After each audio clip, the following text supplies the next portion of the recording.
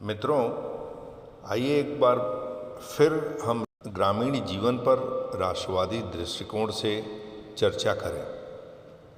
जैसा कि हम सभी जानते हैं, भारत की आत्मा उसके गांवों में बसती है। यहाँ की मिट्टी केवल अन्न नहीं उगाती, बल्कि संस्कार, मूल्य और राष्ट्रभक्ति भी उपजाती है। गांवों का जीवन सरल, आत्मीय और परस्पर सहयोग पर आधारित होता है। इन्हीं विशेषताओं में राष्ट्रवाद की सच्ची भावना गहराई से रची और बसी है। यहाँ पर कुछ बिंदुएं हैं जिन पर चर्चा करना आवश्यक है। ग्राम्य जीवन की सादगी और आत्मनिर्भरता।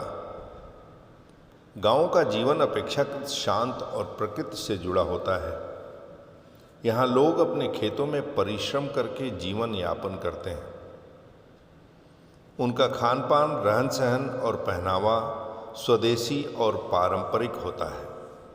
वे विदेशी दिखावे से दूर रहते हैं और अपने संसाधनों से संतुष्ट रहते हैं।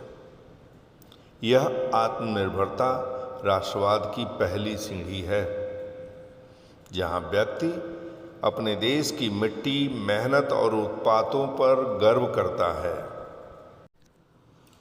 गांव में आपसी संबंध और सामाजिक एकता।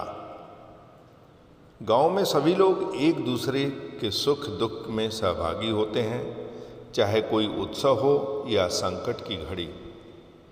गांव का हर व्यक्ति एक परिवार की तरह साथ खड़ा होता है। यह सामाजिक एकता राष्ट्रवाद का मजबूत आधार है, जहां हम की भावना मैं के ऊपर भारी पड़ती है।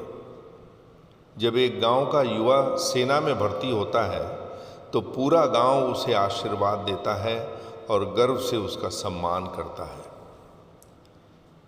सबके लिए अपनापन और देखभाल। ग्राम्य जीवन में वृद्धों का विशेष सम्मान होता है, बच्चों के प्रति प्रेम होता है और महिलाओं की गरिमा बरकरार रहती है। यहाँ वसुधैव कुटुंबकम की भावना जीवित रहती है।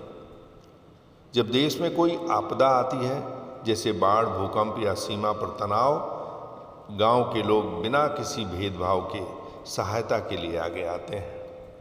यह त्याग और समर्पण की भावना ही राष्ट्रभक्ति को जीवंत बनाती है।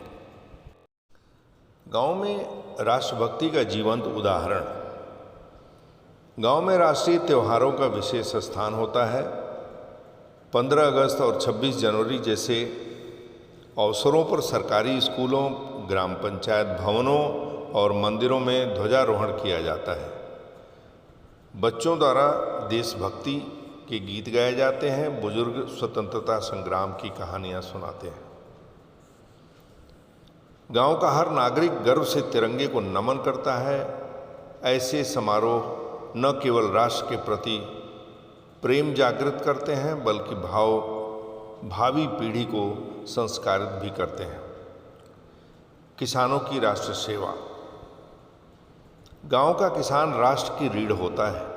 वह भले ही सैनिक की तरह सीमा पर न लड़े, पर हर दिन खेतों में अन्न उपजाकर देश की खाद्य सुरक्षा सुनिश्चित करता है। भाषा, संस्कृति और परंपरा का संरक्षण। गांव में आज भी लोकगीत, लोक नृत्य और पारंपरिक कलाएं जीवित हैं। यहाँ की बोली में अपनापन है, संस्कृति में गहराई है और परंपराओं में भारतीयता की झलक है। जब युवा इन पर गर्व करता है और इनको संरक्षित करता है, तो वह बिना कहे एक सच्चा राष्ट्रवादी बन जाता है। राष्ट्र के प्रति प्रेम और समर्पण की भावना।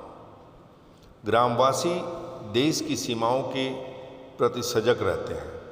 जब सीमा पर युद्ध होता है या किसी सैनिक के शहीद होने की खबर मिलती है, तो गांव शोक में डूब जाता है।